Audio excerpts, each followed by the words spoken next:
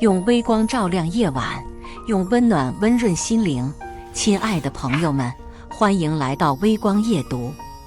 我和李昭共度了1年多的婚姻生活，却始终未能迎来新生命的到来。虽然李昭从不多言，但我深知他的内心充斥着失望。然而，近1个月来，我的月事周期异常，试纸上的结果显示我有了身孕。这消息让我惊愕，我反复测试，每次结果都相同。我急切地打车前往医院，毕竟这是件极为重要的事情，不能有丝毫马虎。当得到医生的确认后，我内心的喜悦如潮水般涌出，眼眶中甚至泛起了泪光。离开医院后，我迫不及待地给李昭发消息：“亲爱的，我有一个超级棒的消息要告诉你。”但李昭迟迟未回。焦虑中，我决定亲自前往他的公司，与他分享这份喜悦。接下来开始我们本期故事，记得点击订阅并开启小铃铛。在他公司外等待许久，李昭终于出现，身旁伴着一位光彩照人的女子。我兴冲冲地迎上去：“亲爱的，我来接你啦！”李昭见到我，反应异常剧烈，几乎是惊慌失措。但我被好消息冲得有些晕乎乎，并未深思。李昭，他是谁呀？我注意到刚才他身边的女子已经悄然离开，不认识，就是一起出来的同事。他迅速回答，似乎想避免我的进一步追问。他的回答迅速且直接，我也确实没看到他们之间有任何亲密举动，疑虑也就此打消。以后别突然来公司找我，好吗？李昭的这句话却让我心生不适。我抬头看着他，语气中透露出些许不满：“怎么，我不能来吗？你是不是有什么事瞒着我？”李昭听完我的话，神色骤变，声音都拔高了几分：“不是的，豆子，你得信我。”他眼中的慌乱尽管一闪而过，却没能逃过我的眼睛，让我心生疑虑。“咱们走吧，豆子，你刚说的好消息是什么？”他试图转移话题，拉着我向停车场走去。我故作轻松地笑了笑：“哪有什么好消息，就是突然想来看看你而已。”不知为何，那刻我竟然选择了隐瞒怀孕的消息，而李昭也默契地没有深究。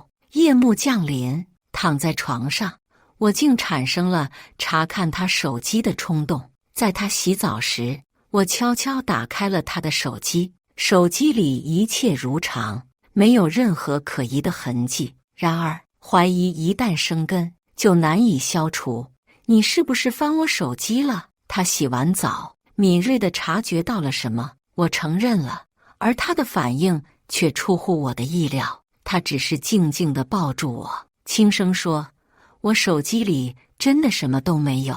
豆子，你真的不信任我吗？”他的话语中透露出些许无奈和失望，然后便沉沉睡去。然而，这件事并未就此结束。第2天清晨，我醒来时，李昭已经去了公司，婆婆刘军正在客厅看电视，见我出来，立刻热情地迎了上来：“豆子，妈给你做了早饭，还热着呢，我给你盛出来。”我点点头。自从我和李昭结婚后，婆婆和小姑子就搬来与我们同住。我理解他们的不易，婆婆一人将李昭和她妹妹抚养长大，确实付出了很多。即使我心里并不愿意和婆婆同住，但我也从未表露出不满。“吃吧，豆子。”婆婆端来热牛奶和新鲜面包，微笑着放在我面前。我刚坐下，闻到牛奶的味道，突然感到一阵恶心。我忍不住冲向洗手间。我感觉自己几乎要吐出胆汁。婆婆迅速赶来，轻轻拍着我的背，帮我顺气。“豆子，你怎么了？是不是吃坏了肚子？”她关切地问。我胃里空空的，只能干呕。婆婆急忙递给我一杯水，我喝下后，情况才稍有好转。豆子，你是不是吃了什么不干净的东西？等下我给你做点暖胃的食物。婆婆担忧地说。我无力地摆手，示意她不用担心。婆婆立刻叫醒还在睡觉的小姑子李慧，快去给你嫂子买点胃药。妈，不用麻烦慧慧了，你给我熬点粥就好。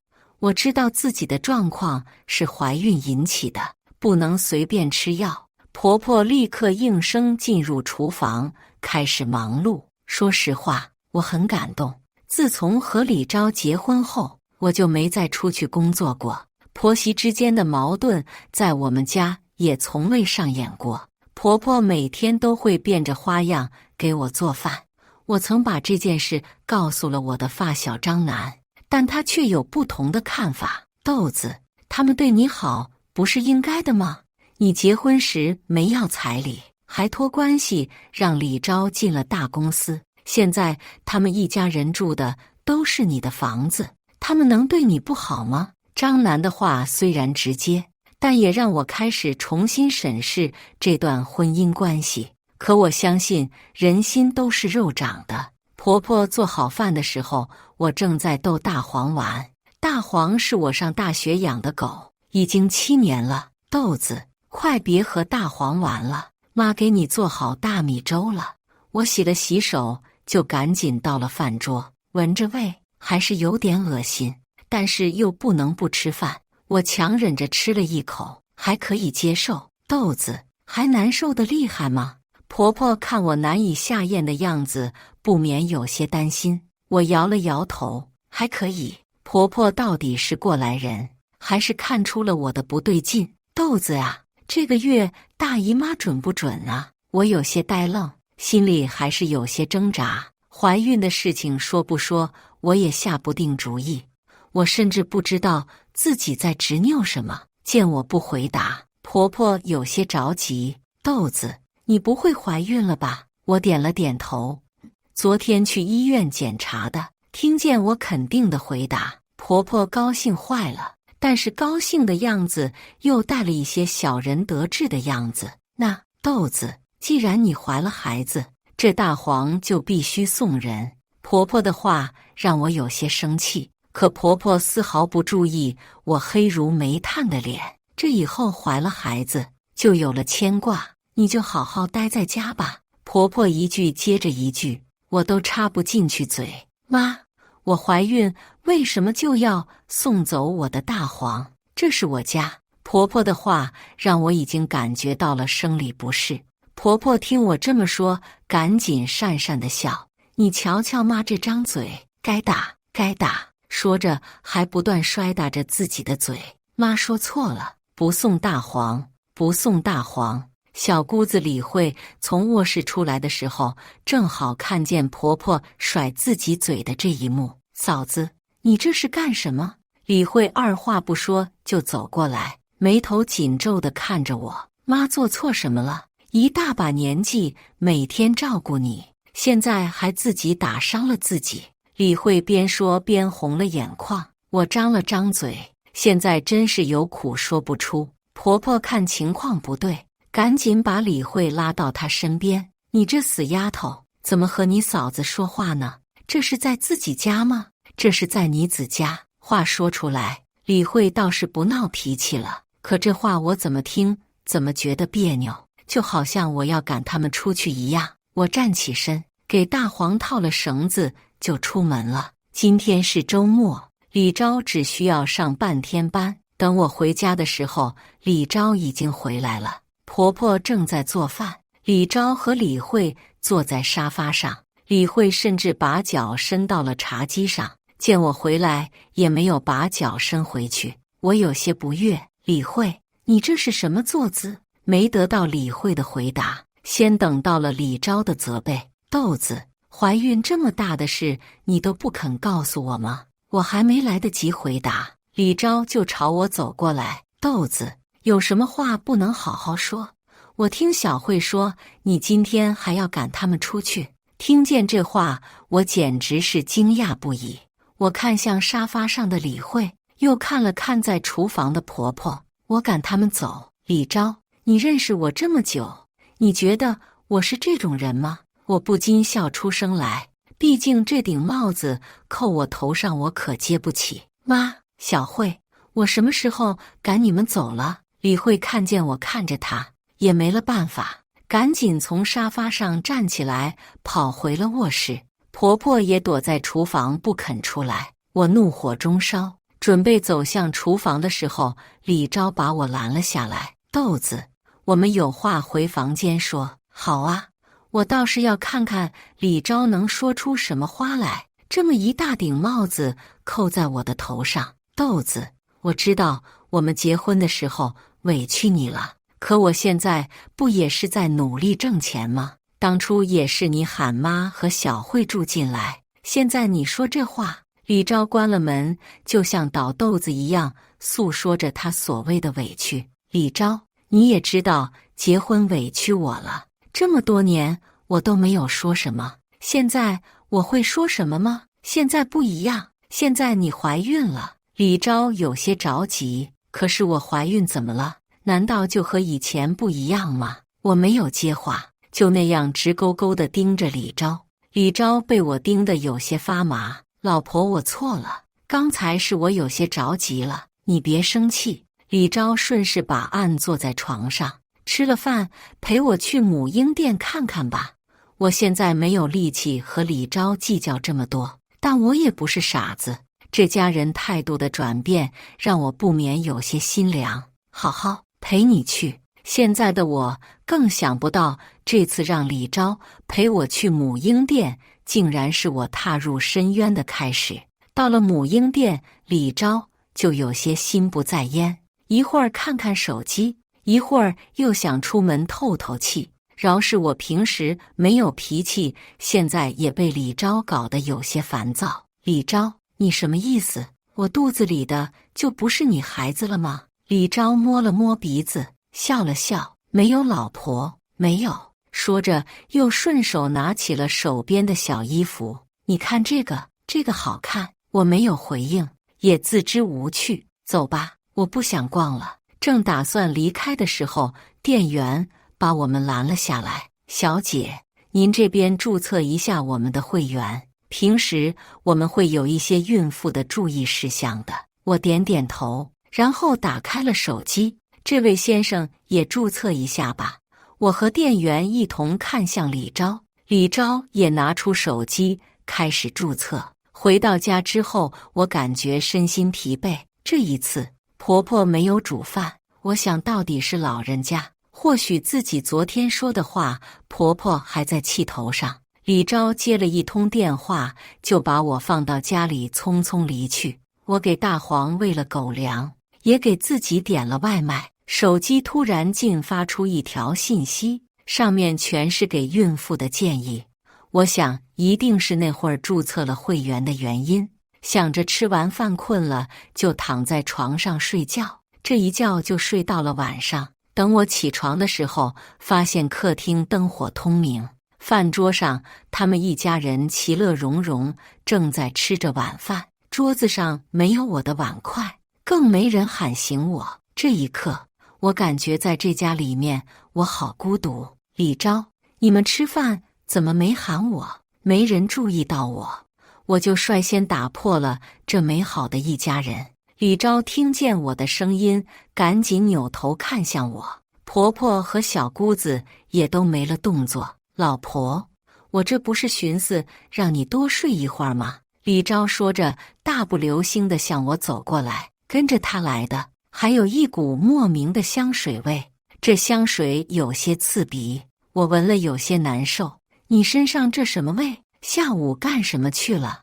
我一把推过准备拉我的李昭。李昭听了我的质问，动作有些迟钝。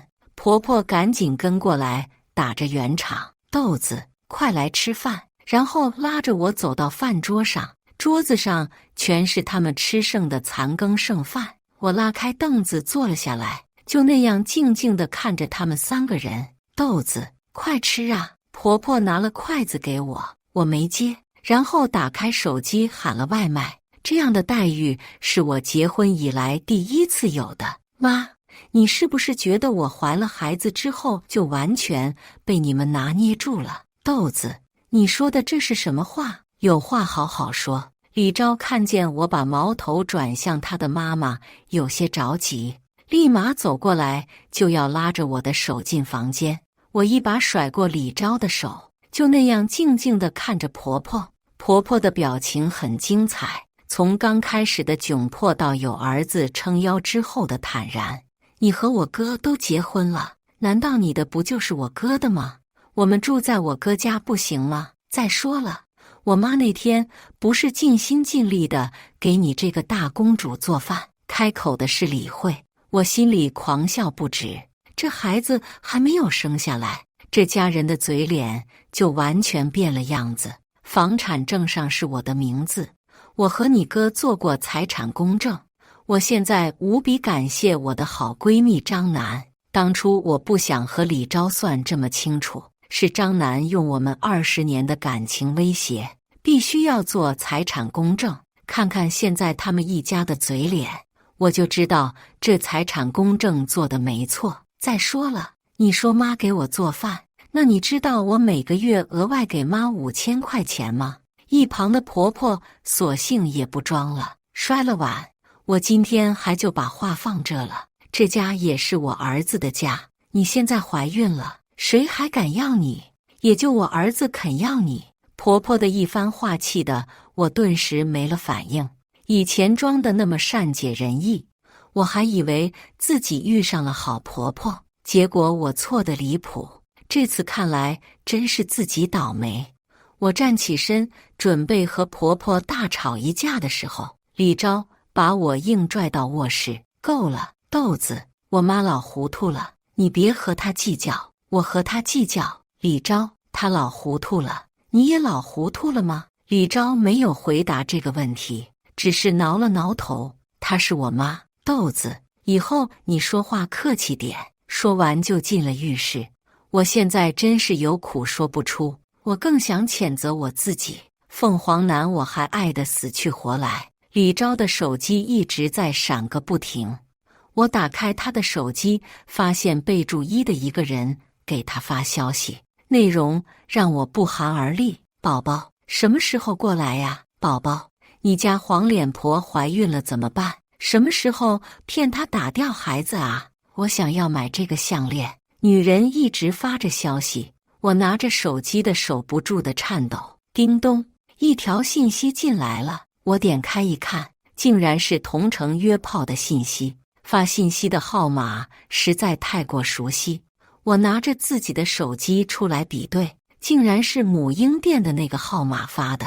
我头皮发麻，不敢相信自己的眼睛。李昭洗完澡出来的时候，我已经把手机恢复了原状。他出来直接拿起手机，我就那样静静地看着他。他面上有疑惑，毕竟我刚刚删掉了女人的消息。李昭又穿上衣服要出门，你干什么去？公司有事，今天不用等我了。李昭连装都不装了，看来这家人都觉得能拿捏住我。我摸了摸自己的肚子，怀孕之后，这家人真正的嘴脸全部暴露出来。那这个孩子我就不能留。张楠，我有一件事要说。现在我身边能靠得住的朋友只有张楠，我也完全信任他。和张楠说了这件事之后，张楠气得要直接开车来找我。豆子，我就说这家人不是什么好东西吧？当初你还不信。我知道现在说什么也晚了，可是事已至此，没有办法。这家人从我身上得到好处，现在却想一脚踹开我，那就必须付出代价。如我所想，第二天还是没有我的早饭。不仅如此，李昭还真是一夜没有回来。大黄，家里现在一个人也没有，可是我的大黄呢？怎么也不见了？我有些着急，连忙给婆婆打去了电话。妈，大黄不见了。可谁知婆婆表现的却很淡定，不见就不见吧，一条狗而已，3条。我抓着手机的手指有些发白。妈，大黄要是真不见了，我就和李昭离婚。这句话还是有威慑力的，毕竟现在李昭在公司的地位还需要靠我扶持。李昭虽然有学历，但是管理能力不行。这家公司有我的股份，所以大家对李昭也是睁一只眼闭一只眼。更何况他们这一大家子住的都是我家。婆婆听了这话，有些着急：“豆子，说什么胡话呢？大黄没丢，我带着呢。”婆婆赶紧解释。听见这话，我就挂了电话，然后给婆婆打去了视频电话。界面一打开，就是婆婆那张谄媚的脸。豆子，这不就是大黄吗？说着就把摄像头转向了一只狗。这只狗和大黄除了肤色，几乎就没有什么相同点。我被气笑了。婆婆这招骗人的把戏真拙劣。妈，你觉得我是瞎子吗？我问你，大黄呢？婆婆似乎没有想到我看出来问题，在手机那边嘀咕着：“不是说一孕傻3年吗？妈，我的大黄呢？”被这么戏弄一番，我愤怒的情绪也到达了顶峰。我卖了。你他妈卖哪去了？你现在在哪？我的声音似乎要把对面的刘军耳膜震碎。在家旁边的地下商城里面。我挂了电话就开始穿鞋，给张楠也打了电话。毕竟现在我根本控制不好我的情绪，如果可以的话，我现在恨不得把刘军撕碎。等我赶到的时候，刘军还在打牌，我直接过去把桌子一把掀翻。和李昭在一起太久，退出职场也太久，以至于现在所有人都觉得我是一只小绵羊。正在打牌的众人被我的动作弄得有些害怕，但也有胆子大的一旁帮腔。大黄呢？我一把扳过婆婆的身体。刘军有些瑟缩，不敢和我正视。说话呀，你把大黄卖给谁了？婆婆还没说话，一旁的牌友先张了嘴。哎呦，这就是刘姐的儿媳妇吧？喷泽可真厉害，你看把你婆婆吓的。我没有搭理他，我现在只想知道我的大黄去了哪里。你说话呀，大黄被你卖给谁了？刘军张嘴又不说话。你这孩子真不懂事，真是大逆不道，有这样对婆婆的吗？说话的这人还直接上手拉开我和我婆婆，旁边的人也拿起了手机准备录像。让你给老娘录！哐当，是手机被砸的声音。张楠来了，他风风火火的就开始和那群人对骂，一群吃饱了没事干的老东西，还敢欺负老娘的朋友！你赔我手机，不讲理的玩意！张楠做事就要打架，我赶紧拦了下来。你们给我听好了，我有钱，但是我要是再看见你们谁拍视频骂我朋友，我让你们吃不了兜着走。说完，张楠还环视了一周，气势到位。张楠赔了钱之后，人群就散了。大黄呢？这下婆婆终于开口：大黄被我卖到狗肉馆了。听到这个答案，我感觉一腔怒火要从我的头颅中冲了出来。来不及和刘军吵架，我赶紧拉着张楠去了狗肉馆。看着狗肉馆外面挂着血淋淋的狗皮，我忍不住吐了出来。张楠看我的状态，自己先去了狗肉馆里面寻找。头晕目眩占据了我的整个身体。我又听见了张楠和里面老板争吵的声音，不敢耽误，我赶紧进了门。老板，你快点把狗交出来！张楠一心想要大黄，态度实在让老板不满。什么大黄小黄，我全杀光了！你说什么？张楠做事就要闯进后厨，老板一把拽住他，两人又要吵架。我的脑袋昏昏沉沉的。老板，大黄是我养了好几年的狗，就像是我的家人，它今天被我婆婆卖给了你，我恳求你把大黄还给我，我愿意出双倍的价钱。老板默不作声。我又开始苦苦哀求，终于老板还是点头了，他把我们带到了后院。我一眼就看见了我的大黄，他看见我疯狂地摇着尾巴，院子里还关着3条狗，年纪也都大了，想必是主人卖了。我心里有些不忍，一起给他们买了下来。出了狗肉馆，我们就一起回了张楠的家。他家是个独院，带上这群狗狗不成问题。张楠，你现在陪我去一趟医院吧。张楠有些错愕，但到底是我的决定，就算他说了也不会改变什么。一路上我都在安慰自己，给肚子里还没有成型的小家伙道歉。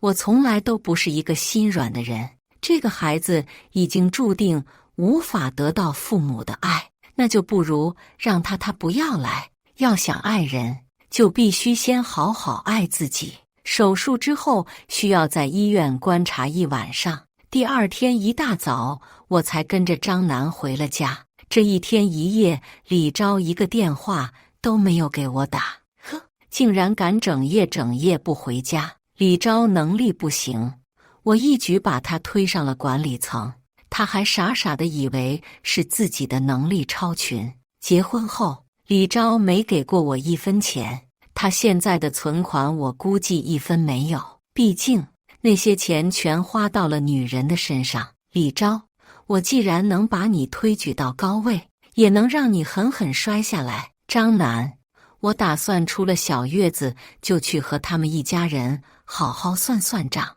张楠听了我说的，立马给我竖起了大拇指。我也想帮你，我摇了摇头。清官难断家务事，更何况张楠帮我的已经够多了。李昭的电话是在我打完孩子的第3天给我打来的。豆子，我听咱妈说你这几天都不回家，什么意思？你学那些不良女人夜不归宿？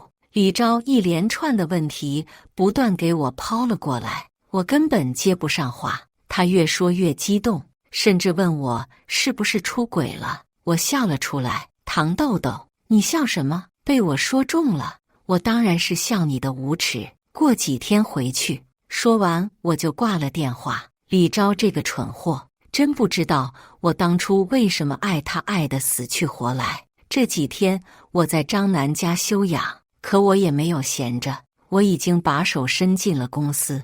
李昭这辈子都想不到，这公司是张楠和我的合伙企业。我调了公司财务，发现账上有很大的疏漏，说多也不多，说少也不少，刚刚好50万，均是打到了李昭的私人卡里面。李昭这德行已经被我拿捏得死死的。休养好了，我就准备回家。大黄我就先放在了张楠家，刚到了门口，还没开门，就听见屋子里面嘈杂的声音。我打开门，直接傻眼，家里被弄得乌烟瘴气，而主谋李慧正被围坐在沙发上，我的护肤品和衣服也被翻了出来。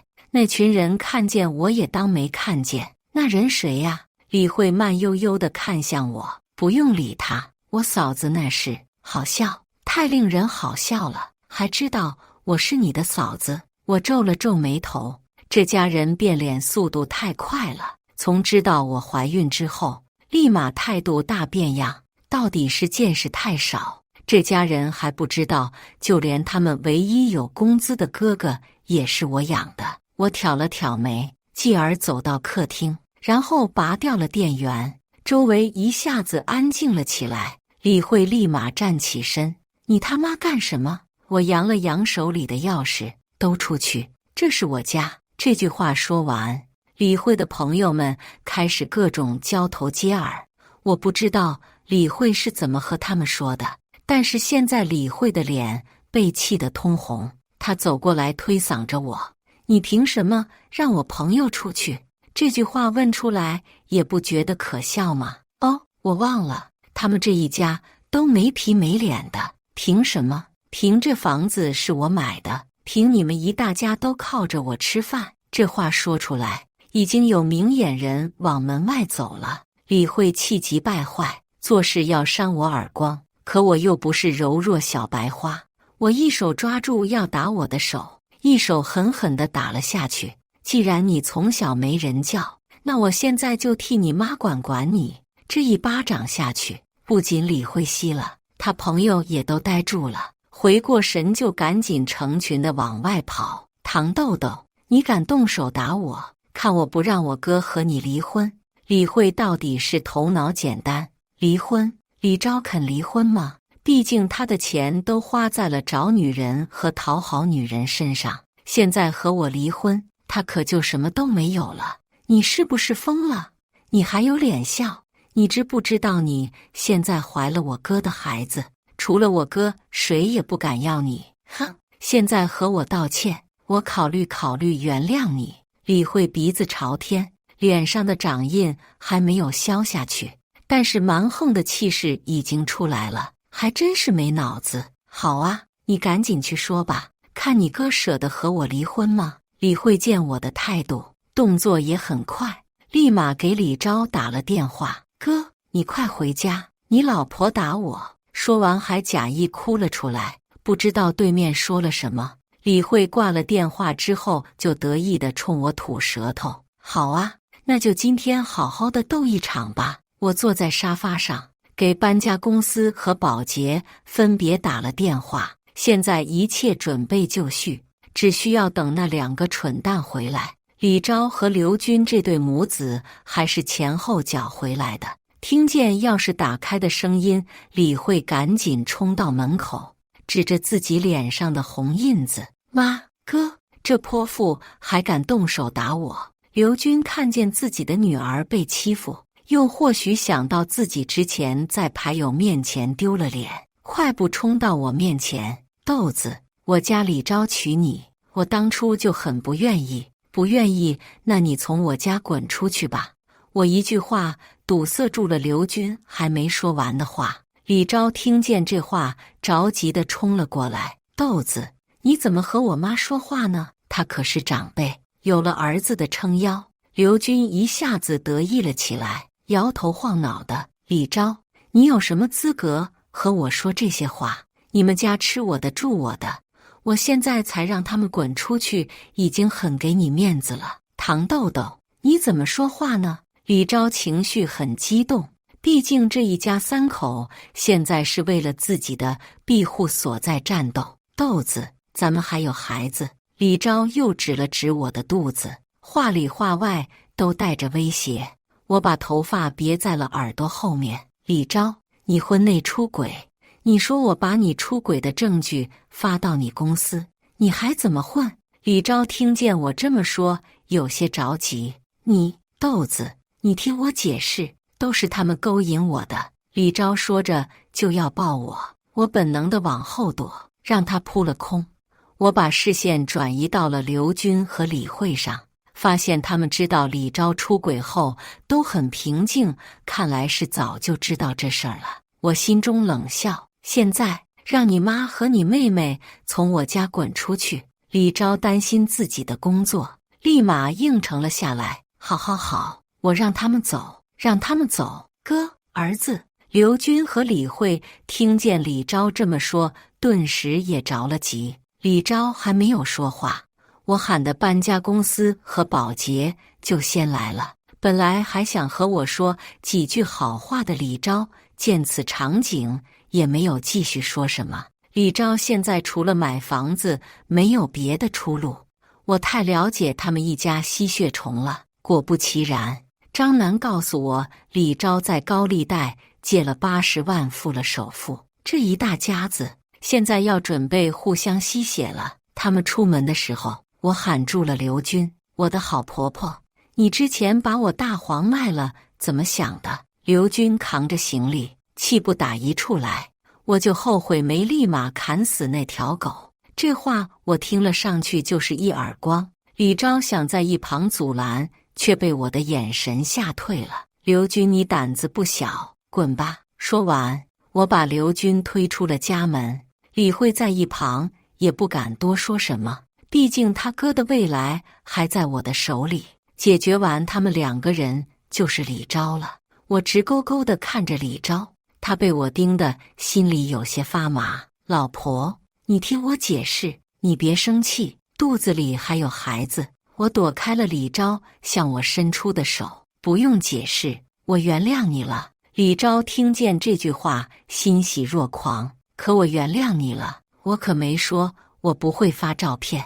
狗改不了吃屎这句话用在李昭身上一点没错。当天晚上，李昭又背着我出了门，我一路跟在他后面，看他进了酒店，进了我名下的酒店。这个蠢货！眼看时机差不多的时候，我破门而入，正在温存的两人被我撞了个正着。我迅速拍了照片，扭头就走。李昭赤身裸体，也只能干喊。那女的就是当初我去接李昭的时候站在他旁边的人。和我想的没错，人还是要相信自己的第六感。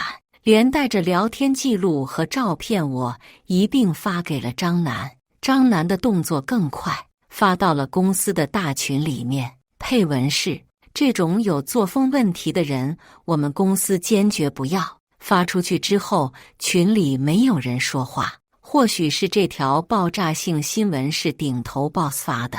张楠又赶紧跟了一句：有人举报的话，我奖励1万块钱。这下群里立马热闹了起来。老板，李昭之前问我借钱还没还。老板，李昭老是利用工作便利吃我的豆腐。老板，李昭挪用公司公款。这句话一出来，群里又没了动静。张楠让那人给他私发证据，那人也是很麻利，毕竟我之前交代过这件事。李昭也在大群里没有说话，默默退了群。我早已经把他所有的联系方式都拉黑了，现在要做的就是离婚打官司。这几天我没有回家，还拜托了张楠给我家换了新的门锁。刘军倒是一直给我发消息，言语没有歉意，全是指责我为什么那么对他儿子。你这个毒妇，你不得好死！我要让我儿子和你离婚，你以后带着拖油瓶生活去吧。面对刘军的谩骂，我选择了无视。我清楚，这不过是他最后的挣扎，想要通过这种方式来破坏我的心态。我的内心早已坚硬如铁，对于他的威胁和辱骂，我已经可以做到无动于衷。我开始着手准备离婚的相关事宜，咨询了律师，搜集了李昭出轨的证据，以及他挪用公款的证据。一切准备就绪后，我向法院递交了离婚诉状，并申请了财产保全，确保李昭无法转移我们的共同财产。开庭那天，李昭一家人都来了，他们面色铁青，显然没想到我会如此决绝。在法庭上，我冷静地陈述了事实，出示了所有的证据。面对铁证如山，李昭无力辩解，只能低头认罪。最终，法院判决我们离婚。李昭因为出轨和挪用公款，被判赔偿我精神损失费和财产损失费共计100万。此外，由于他婚后的所有收入都来源于我，法院判决他净身出户。这个结果对于李昭一家人来说，无疑是晴天霹雳。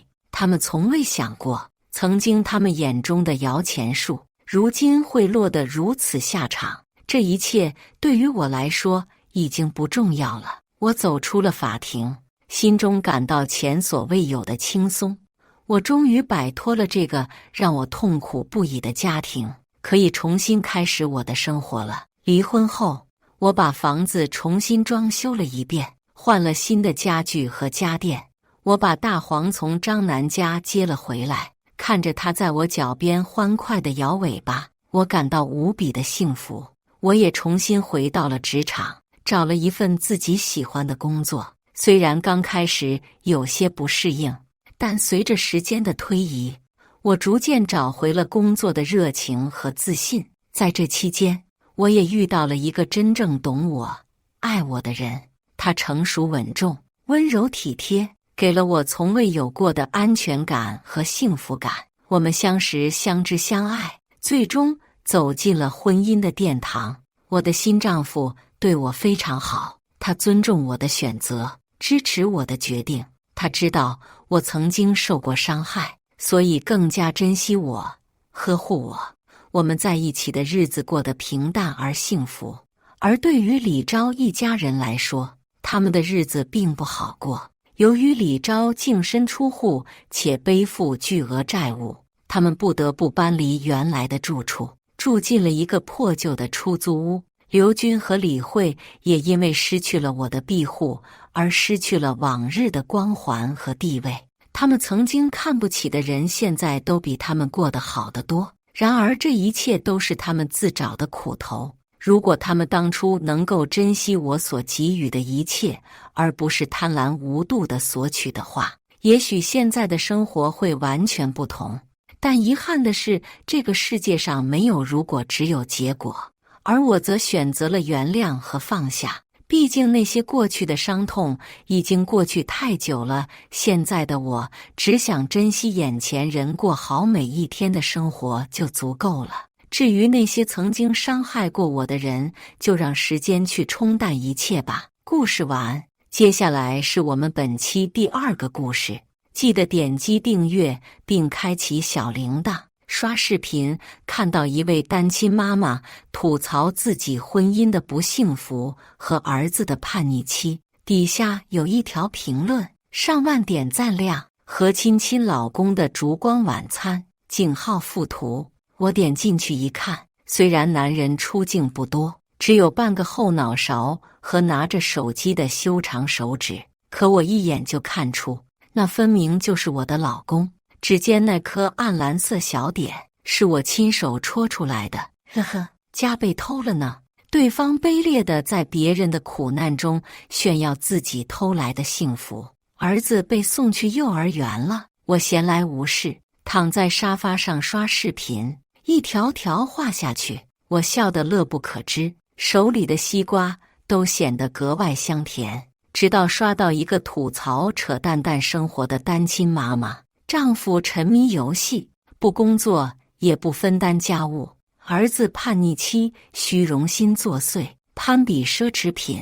她一个人打3份工，养活一家子，还要受到所有人的埋怨，只是因为想要让丈夫洗一下碗，儿子递块抹布，就受到了数不清谩骂和恶毒的诅咒。我气血翻涌，手指啪啪啪打出：你能养活3个人，难道还养不活自己一个人？离婚吧，这丧偶式婚姻要来何用？继续往下翻评论，一如我想，都是安慰，或是出主意，或是劝分。突然，一张精美的图片将我视线牢牢勾住，和亲老公的烛光晚餐附图，在别人的苦难中炫耀自己的幸福。这人是真的狗啊！我点开图片，一看就很贵的装潢和精美可口的餐点，拍摄者很小心，并没有拍到人脸，只拍到半个男人的后脑勺，还有拿着手机的手指。这个男人应该就是他口中的亲老公。该说不说，这手不错，修长白皙，骨骼分明。作为手控的我狠爱了，可突然我猛地坐起身子，把手机拉近放大，我点击照片内男人的手指部位，粉嫩的指甲盖下缘，一颗芝麻大小的暗蓝色小痣，醒目而刺眼。我的老公也有一颗。女人敏锐的第六感让我喘不过气。我认真地告诉自己，周婷不是那种人，她很爱我，生活上无微不至，事业上相辅相成。我生产时大出血，他丢下手里所有的工作，一整夜守在手术室门口。不信佛的他，在那晚求遍了9天神佛。在我康复出院后，因为担心我产后抑郁，一手接过儿子的吃喝拉撒，外头是叱咤风云的霸道总裁，在家里却围上围兜，亲手给孩子更换尿布。月子里，我蓬头垢面，是周婷每天为我洗漱清理，甚至将所有财产都记在我名下。只因为害怕我没安全感。这样好的老公，怎么可能出轨呢？我努力劝服自己，可心里却始终扎了根刺，不停回想起那个炫耀自己幸福的女人。夜里辗转反侧，周婷将我紧紧搂在怀里，下巴放在我头顶，梦里也在呢喃着我的名字。借着月光，我缓缓起身，摸索着来到洗衣房，从篓子里翻出她的衣物，仔细摸索，不是不信任，而是要给自己一颗定心丸。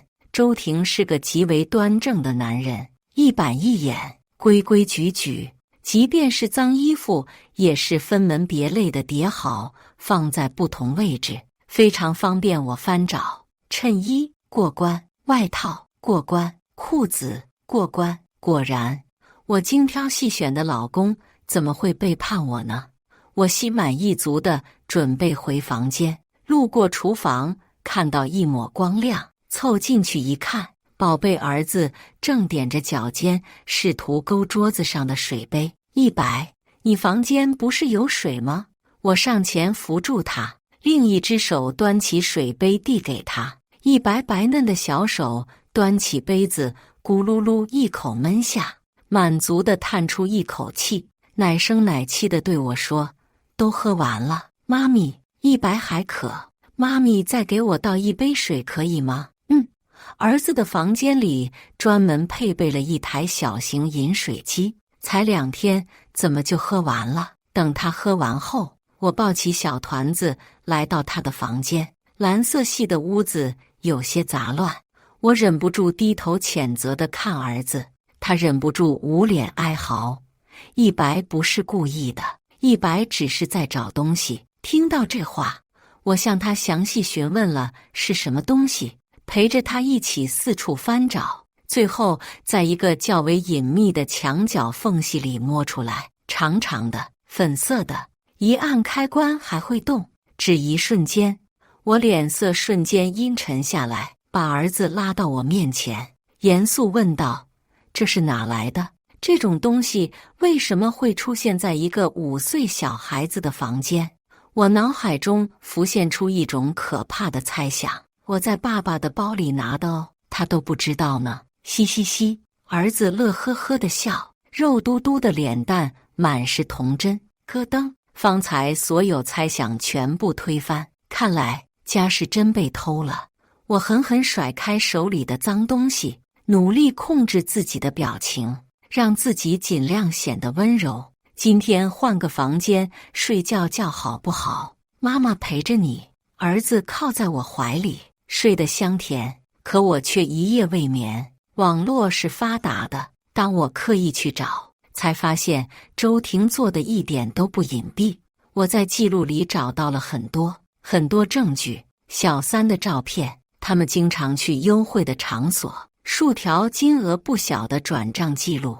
我拿起一旁的柠檬，冷着脸咬上一口，瞬间精神百倍。手里的手机不断传来叮叮声，拿起一看，是那条视频评论的点赞消息以及作者的回复。可不做妻子和母亲，我还能做什么呢？我什么都不会啊！那一瞬间，心血澎湃。我回复：考卷已出，我只做1次，你看好了。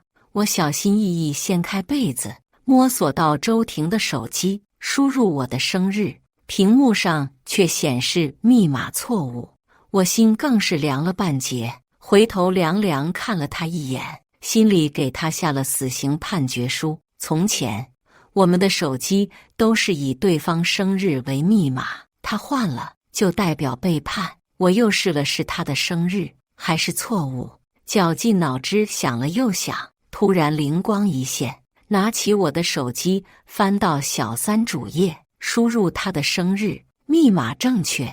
我已经顾不得伤心愤怒，几下就点开微信，找到那个熟悉的头像，发现他甚至都不舍得删除聊天记录，暧昧不明的文字啪啪啪在我脸上抽打。我将聊天记录打包发送给我，还有那些转账记录、开房信息，随后删除痕迹。天还没亮，就带着儿子离开了这个家。第二日，周婷一大早给我发了个信息：在哪？我回他：想我妈了，会回家住一天。他很快回了信息：好，明早去接你。我没有回复信息，想来今晚家里一定会很刺激。周婷一直不知道，家里一直有个隐秘的监控。那是100小时后，我担心月嫂做事不仔细，她便主动提出让我安装监控。我用过一段时间，月嫂确实很负责。后来100渐渐长大了，监控也就荒废了。现在算是派上用场了。监控画面中，周婷亲手做了一桌子菜，在12点整时，女人准时抵达。一袭黄色抹胸短裙，靓丽娇羞。一进门，甚至等不及先脱鞋，女人便凑到了周婷面前，献上香吻。二人难舍难分地拥抱在一起，像是热恋中的情侣一般，大胆肆意。女人伸手搂住周婷的腰，柔情似水。今晚我想留在这。她咬着下嘴唇，眼神勾人的紧。周婷轻柔地亲了他一口，嘴角上扬，求之不得。说完，二人缠绵着往卧室方向走去。视线跳转，女人蹦蹦跳跳地在房间里参观，然后打开我的衣柜，看着里面琳琅满目的衣服，露出惊叹，随后开心了挑出几件衣物放在自己身上比划，对着从洗手间出来的周婷问道：好看吗？周婷眼眸一深，伸手夺过衣物，别碰柜子里的衣服。女人娇嗔一跺脚，捶了周婷胸口几下，声音黏甜腻，在我面前还想着别的女人，你真讨厌。不过她忽然靠近周婷，轻声道：我就喜欢刺激。女人转身进了洗手间，很快一个穿着红色真丝吊带的妙龄女人便媚眼如丝地攀上了男人肩膀。她将长发披散，与周婷巫山云雨，在我的床上咔咔咔。我连拍几张照片，点击发送出去，很快手机就弹出信息：挖去，这大白天的给我发小瑟瑟，这不好吧？井号扭捏，那是你哥。对面很久没回信息，良久之后，一通电话打了进来。他敢出轨，一对狗男女，一段含妈量极高的话冲进我耳朵里，待了一会，又从另一边滚了出去。我静待对面骂累后，插了一句：我要让他净身出户。他顿了一下道：叔叔阿姨那边知道吗？当然不知道，我根本就不敢想象他们知道后的后果。太阳穴疼得难受，我双手捂住脸，无声抽泣。再怎么放狠话，也掩盖不了那是我爱了7年的男人。大学时候就在一起，毕业就结婚，第2年有了100。我努力学着做一位贤妻良母，可依然无法避免被背叛。刚怀孕的时候，我总是焦躁不安，脾气坏得一塌糊涂。我亲妈都说那时候的我称得上人神共怒的程度。偏周婷就耐着性子任我打任我骂。凌晨的冬天，我闹着要吃新鲜草莓，她就顶着寒星满世界的找刚摘下来的草莓，怕我不信，还把摘草莓的过程录下来。她蹲在地上一颗一颗的检查，找最好的摘。我生孩子时候，她蹲在手术室外面，那么稳重的她，当着所有人的面，哭得一塌糊涂，疯了似的跪在地上求神仙保佑。我妈说，这样的人值得托付。于是我成了周太太。第2天，没能接到我的周婷终于意识到不对劲，她打了我电话，声音急切：彤彤，你到底在哪？我沉默良久，在寂静中叹了口气。我说：周婷，我已经知道了。知道什么？毋庸置疑。我似乎听到对面手机落地的声音，随后是布料摩擦的撕拉声。周婷喘着气：你在说什么？我没听懂你的意思。乖，我回去再跟你说。随后，电话被一把挂断。52秒，我和周婷认识以来通话最短的一通电话。她紧张了，连借口都找得这么草率。她一紧张就会下意识阻断谈话的继续，这是她自己都没注意过的，可我却一清二楚。周笑协助我将所有东西整理起来。我并不想以后面对太多复杂的询问，于是一不做二不休，将周婷出轨的证据给双方父母都发了一份。当然，打了马赛克，我可不想被人说传播黄色信息。爸妈很快打来视频电话，妈妈推开爸爸，声音急切：周婷出轨了，那女人是谁？我撕了她。爸爸连忙捂住她的嘴，无奈道：文明文明，跟你说了多少遍了，要文明对待一切。我去你的文明！我宝贝女儿都被人欺负到家了，我还文明？我妈对着老米一顿输出，半小时都不带重样，成功击退老米一位，然后脸不红气不喘地对着我继续输出，无非是周婷此人人模狗样，脏心烂肺，龌龊至极。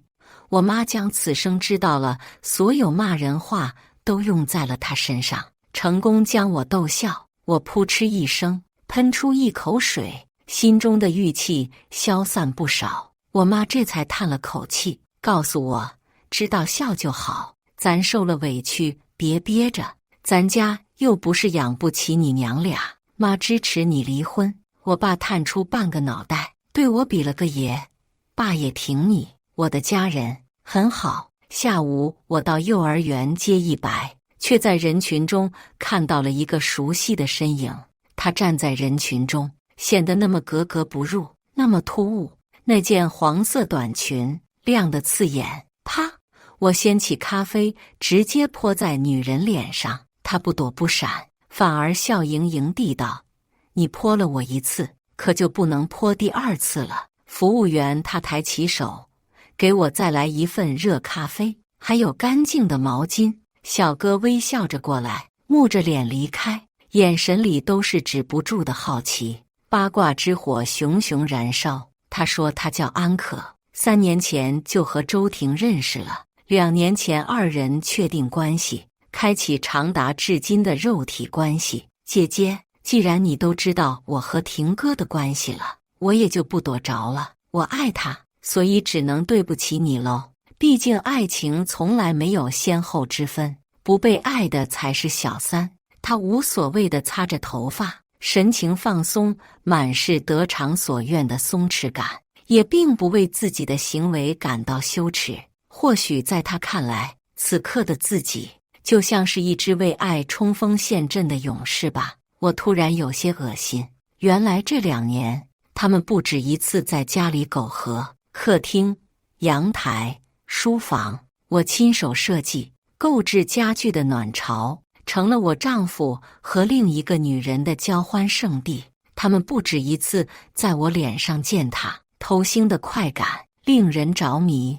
我抿了一口咖啡，苦涩难耐。那真是恭喜你了，我缓缓道，视线在他身上扫视，很快露出轻蔑的微笑。这身衣服很眼熟，和我曾经丢掉的那套十分相似，也是大牌。可是穿过2次后，却发现布料实在磨人，一旦动作过大，就会刺疼皮肤，所以我毫不犹豫地丢弃了。第2天，我却看到那身衣服出现在一个捡垃圾的阿姨身上。她是若珍宝，逢人就炫耀：安可小姐捡来的东西，希望你用得顺手。然后抄起第2杯咖啡，缓缓倒在她刚擦干的头发上。这头发做得挺贵吧？安可一头秀发，柔顺地披在脑后，刚做的造型显得发质极好。可凑近了就能看到那干枯分叉的发尾，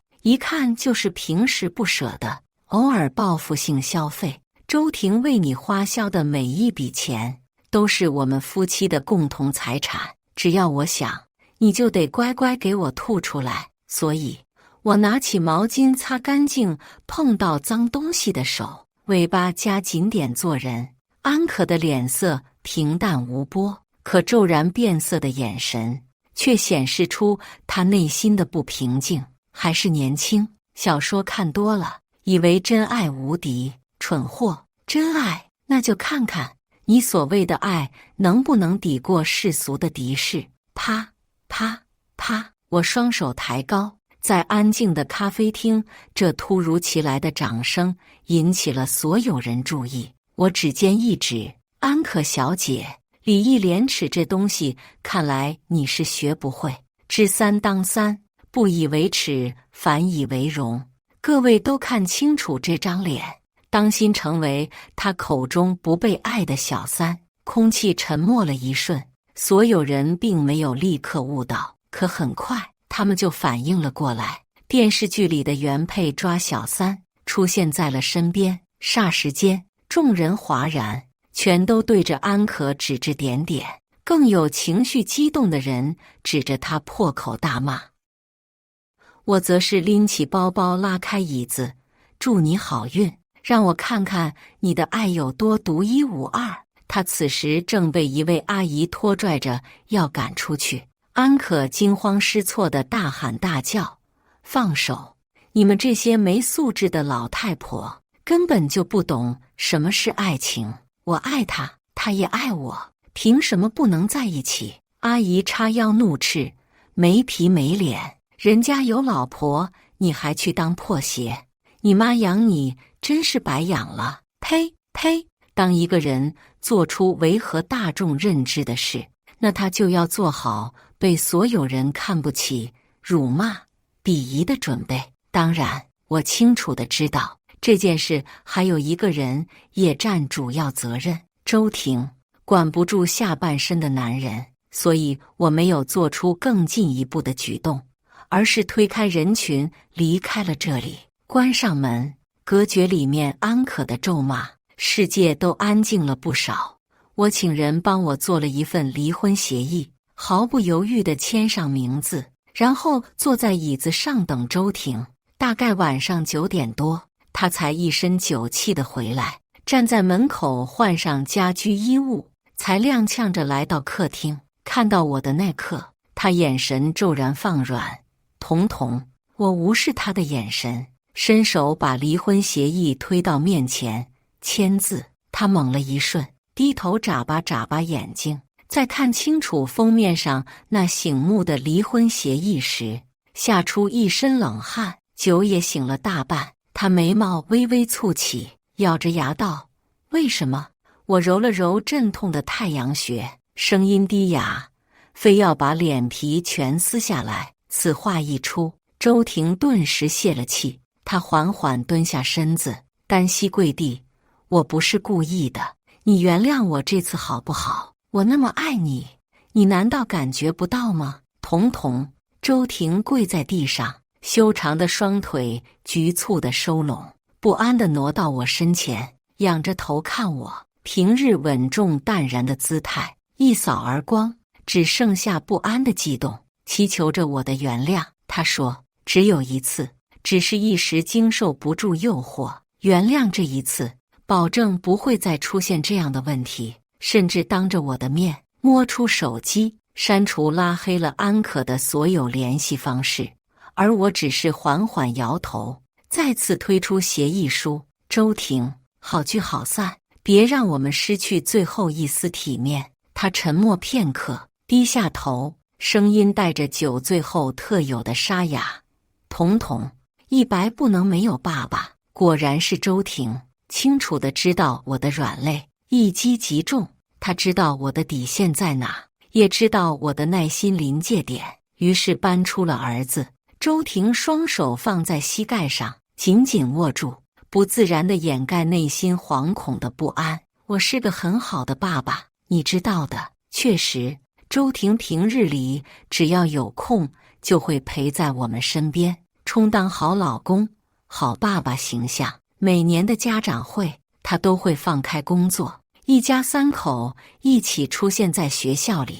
平日里也是每周都会一起出游，尽全力让一白有个完整且值得回忆的童年。因为周婷的父母从小厉害，他说自己吃过童年孤独的苦，就不会让自己下一代再受一次。可是这次是你先放手的，还记得你爸妈离婚的原因吗？你爸出轨，你妈为了报复他也出轨了，两人各自有姘头，在你8岁那年闹得天翻地覆，离婚收场。而现在你和你爸一样出轨。周婷双肩一颤，张口想要反驳，却被我打断。签字这2个字我说得极为坚定，指甲攥进肉里，也在为我加油打气。我用尽了全力捍卫自己所剩不多的尊严，你凭什么要我忍受背叛？见我始终不为所动，周婷沉沉闭眼，随后快速伸手拿过协议书，3下5除2撕碎。别想和我离婚，他几乎是咬牙切齿地说道，然后不顾我的反抗，将我死死钳在怀中，深深嗅了一口后，转身摔门而去。我听着楼道里的打杂声，不由腾起一股色意，真是疯子。安可慌了，他所有的淡定倚仗的不过是男人的爱，可现在他发现，似乎这个爱并没有那么浓厚。所以他失去了淡定，开始患得患失，开始紧张，开始为这个行为买单。他发现自己被周婷拉黑后，立马换了一个手机号，持续不间断地拨打周婷的电话。可他不知道，为了避免骚扰，很早之前周婷的手机就设置了陌生号码拦截，找不到人，他便再次找到了我，就在学校门口。他此时显得有些蓬头垢面，红血丝爬满眼白。他死死抓着我的袖子：“是你，你为什么要分开我们？你这个黄脸婆，自己守不住男人，还不让别人幸福，把周婷还给我呀！”他尖叫着发疯，引起周围人不间断的窥探。我烦躁极了，干脆掐住他的尖下巴，反手就是一巴掌，给老娘爬！人群如潮水退散，安可倒在地上，捂着脸吮气，嘴里呜呜咽咽，不知道在说些什么。一白本来在旁边叼着一根烤肠吃，在我打出那巴掌之前，被眼疾手快的老师捂住眼睛，抄起身子，快速扛进了学校。临走前，年轻的女老师还给了一个坚定的眼神，仿佛在说：“干死他！我挺你！”我拎着安可的脖子，把她塞到车后座，想见到周婷，就给我老实待着。闻言，她果然乖乖不动，开始和我絮絮叨叨地说起他们的爱情故事，俗套的英雄救美。一次挡酒后，少女心爆发，2人日久生情，这样那样，巴拉巴拉。呸！在公司没找到人，我脑中闪过一个地方。于是拎着安可开了1个多小时车，从市中心来到郊区略显破旧的平房。屋外的绣球花开得正盛，我踹开门，果然看到院子中心站着发呆的周婷。她缓缓回头，下巴处已经长出了短短的胡茬，泛着青灰色。彤彤，她低声道，随后看到了我身后的安可，神情骤然一凝。你来这做什么？我已经给你分手费了，我们的关系到此结束。他说这话时，眼神不住地往我身上瞟，似乎在期待些什么。可我始终面无表情。他落寞地垂眸，自嘲一笑，真是活该。我直截了当地把安可甩给了他，收拾好你的烂摊子，别让我再在一白身边看到他。他下意识接过女人，随即就被八爪鱼似的安可死死抱住。婷哥，你不能离开我，我那么爱你，你说过会和我长长久久在一起的。我闻言瞥了一眼两人，周婷尴尬的想挣脱，嘴里反驳：那只是兴起时哄你的鬼话，蠢女人。我在心里默默接话。周婷大手一抓，反手将安可推出了怀抱，随后一股脑说出了许多话，无外乎自己只是一时经受不住诱惑，一步错步步错，可自己从未主动过，都是女人一直主动，他只是被迫接受，因为生理需求而犯的错，希望得到我的谅解。我转头看向安可，眼神示意，是这样吗？他瞬间暴起，你胡说，从始至终你都没有拒绝过，你明明是爱我的，不然怎么会和我在一起？看吧，男人的不主动，在他看来就是被迫，被迫滚一起了，被迫给人家花钱了，被迫第三条腿硬了，还刚好碰到别的女人了，他多可怜啊！我扭头冷哼一声，不再插手两人的事，走到屋里，看着破旧风房间，不由感慨万分。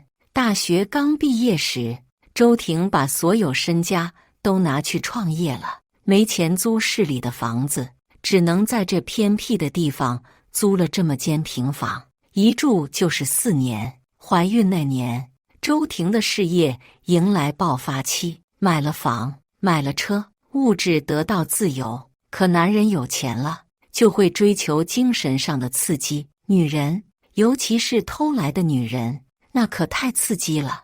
我相信周婷说的爱我，显而易见她很爱我，生活中的点点滴滴都不是骗人的，可这些也掩盖不了她出轨的事实。她真是生错了时代，如果是在古代，她会完成自己最大的追求，家财万贯，事业有成，妻妾成群。哼，做梦！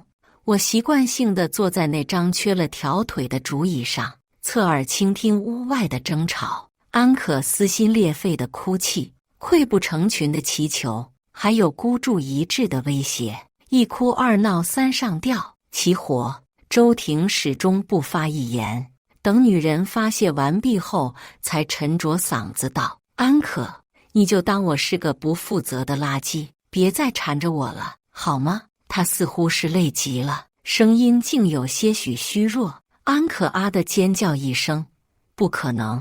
你别想摆脱我，你不和我在一起，我就死给你看！”然后寂静了好一会，我忍不住趴在门上，只听到周婷惊慌地倒吸一口气，然后倒在了地上。我急忙拉开大门，看着眼前一幕，惊掉了下巴，随后颤抖着拿出手机拨打120。禾苗小路左手边第3栋房子，有人受伤了，麻烦尽快到达。我冲到两人面前，推开瞪大眼睛狂笑的安可，扶起不断流血的周婷。周婷，你别睡，醒醒！一旁的安可停下大笑，恶狠狠地抄起那把染血的匕首。等等我很快就来找你。随后毫不留情地给自己来了2刀，瘫软在地，还在不停地抽搐。天色渐暗，我身边躺着2个半死不活的人。病房内，周婷和安可一人一张床，穿着病号服的2人虚弱无比。安可的父母接到消息，急忙赶来，在知道事情原委后，恨铁不成钢地失声痛哭，直呼自己养了个白眼狼，顺便给我真诚得道了歉。我没说话，只是让他们进去陪护。安可是个比狠人还多一点的狼人，看周婷始终不愿意和自己光明正大的一起，直接发疯了，抄着匕首连捅了好几刀，弄得周婷现在还生死不明地躺在病床上。他爸妈知道后，也是连夜赶过来，木着脸一起照顾他们共同的儿子。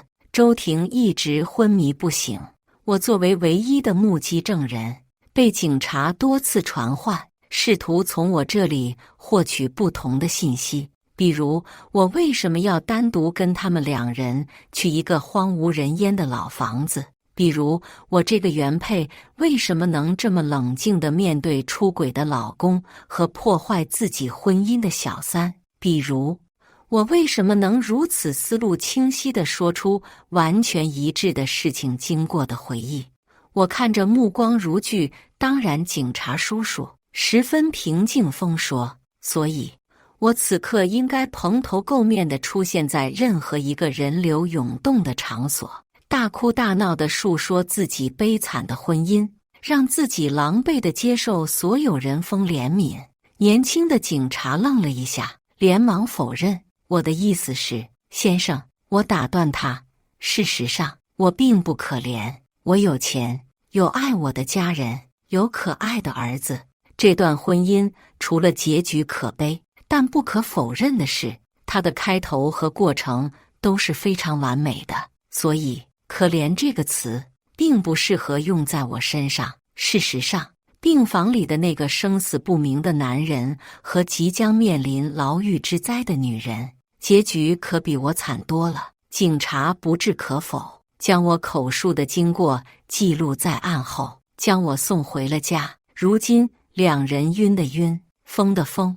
我拿着那份刚打印出来还没签字的离婚协议，无话可说，只能等他醒过来了。在这期间，宝贝儿子一直在追问爸爸怎么了。我并不想欺骗他，可事实又比较扎心，所以我用较为委婉的方式告诉他，爸爸和妈妈因为一些事需要分开一段时间。他问是什么事，我不知道该怎么说，可他却眨巴着一双大眼睛和我说，是因为那个阿姨吗？你们要离婚了吗？我不知道他从哪里知道的。惊慌失措一阵后，反而平静了不少。小孩子长大了，知道事情的渠道也多了，或许他们懂得远远比我想象中要多得多。周婷这一觉睡的是真久，久到我已经重新拥有了自己的生活，一份新的工作和全新的自己。然后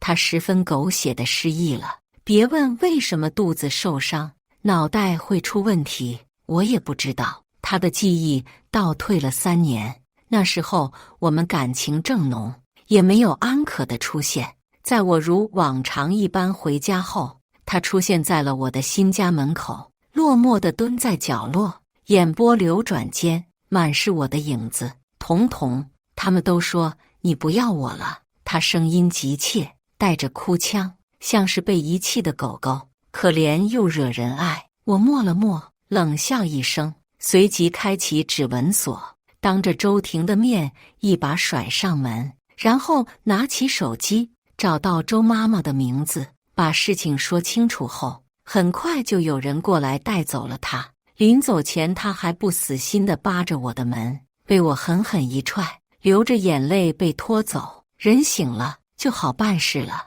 我拿出那份空了很久的离婚协议书，让周婷签字，她不愿意，被我一顿数落暴扣，然后不情不愿地签下字，嘴里还愤愤不平地要再追我一次。看着她这副样子，我忍不住伸出手，啪啪啪，左右开弓。她捂着脸不敢置信，你打我？我冷笑一声，伸出脚，在她极为受伤的表情中绷紧蓄力，哐，猛踢她的男人尊严。哦呀！周婷的脸色以肉眼可见的速度血色尽退，她忍不住跪倒在地，捂着裤裆，张大嘴呼吸，衣服被汗水打湿。我去你妈的！骂完这句后，我掸了掸不存在的灰尘，看着远处大树底下不知道藏了多久的安可，他蹲在那里，探出半个脑袋，表情阴恻恻的，瘆人得很。我由衷提示，你还是先保住小命再说吧。安可父母不知道用了什么手段，让周婷一家选择不再追究，只关了几个月就被放出来了。可他依然不放弃，死死跟着周婷。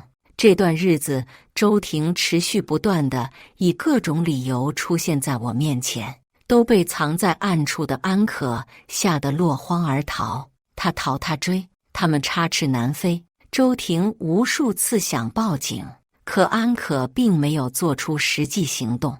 多次警告后，他依然有恃无恐。警察也没办法，只能劝周婷不行就换个地方生活吧。可他也不听，直到后来，最后一次见到安可是在视频上，这俩货大庭广众下就打了起来。被闻讯而来的警察叔叔以寻衅滋事的罪名打包关了进去。两人在里面还不老实，隔着铁栅栏都眼看着要打起来，被数次警告后才算是老实下来。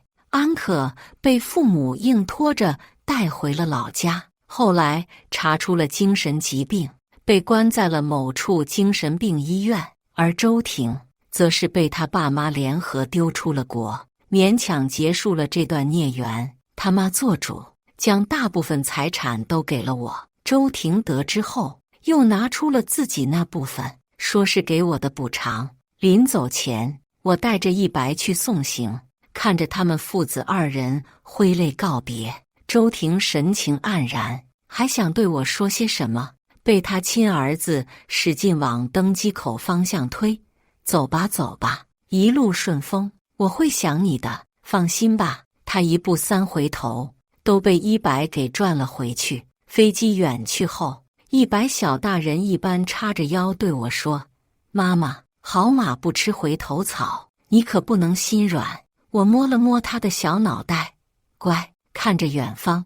我发自内心的灿然一笑，轻松自在，因为我刚知道了周婷似乎不能人道了，因为我那一脚，也不知道等他知道后会怎么样，反正也不关我事了，一切都结束了。感谢大家的观看，本期影片大家觉得是第一个故事精彩，还是第二个故事精彩呢？欢迎大家在下方评论区讨论。如果你喜欢这类故事，记得点击订阅微光夜读，并分享给更多的人，这会对我帮助很大。再次感谢大家的观看。